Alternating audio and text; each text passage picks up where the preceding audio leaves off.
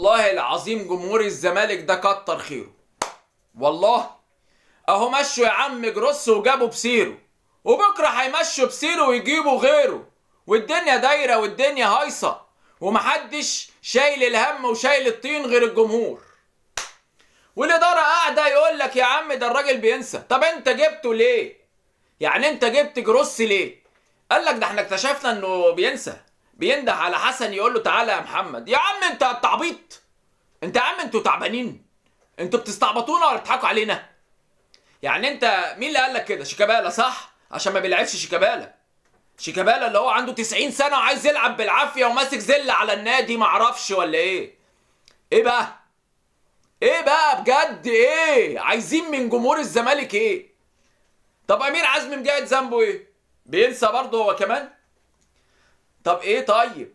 مع احترامي الكامل لكابتن ايمن، هو حبيبي وكل حاجه، بس انت جيت قبل كده ومشيت برضه.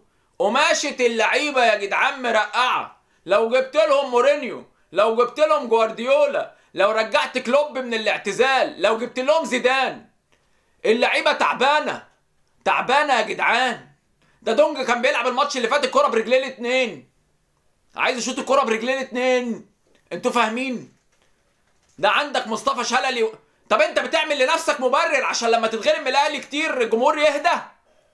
طب ايه طيب؟ ولا انت بتضحك على مين؟ طب ده توقيت؟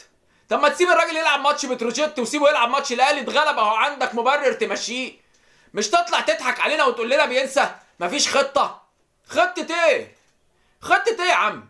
ده عاملين زي الفرقه بتاعت 2-4-2 بتوع الفيلم بتاع الله يرحمه يونس شلبي والله يرحمه سمير غانم. انتوا يا جدعان في ايه والله؟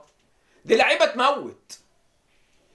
انت لو جبت لهم مين مش هينفع معاهم. بص بقى جمهور الزمالك ماشي بيكلم نفسه. بص بقى الناحيه الثانيه جمهور الاهلي بالصلاه على النبي، ابو السلكان شغال. قال لك مش هنروح كاس العالم. كاس العالم جالهم لحد عندهم على راي عوكا ولا بوشكاش، قال لهم ايه؟ احنا مش هنروح كاس العالم، احنا كاس العالم هيجي لنا مفتكس. جالهم مفتكس وودوا له اهرامات واتصوروا معاه وعملوا استاد وحاجه تانية. جمهور نادي الزمالك ماشي كده، جمهور نادي الاهلي كده ماشي طاير زي عادل امام في الفيلم لما كان ماشي وبيخبط ايديه. يا جدعان انتوا تعبانين بجد والله العظيم، جننتوا جمهور نادي الزمالك. هو ده حال نادي الزمالك على فكره. محدش يقول لي بقى مؤامره كونيه والدنيا ماشيه علينا والدنيا ماشيه بظهرها حطت عليا. لا لا لا لا لا، مفيش الكلام ده، مفيش الكلام ده خالص. يعني ما تضحكوش علينا تاني ومش هنسمع لكم تاني. مشي يا باشا اللي انت عايزه وجيب اللي انت عايزه وخلي شيكابالا وخلي عبد الشافي واحنا هنقلبها دار مسنين والدنيا تبقى ماشيه.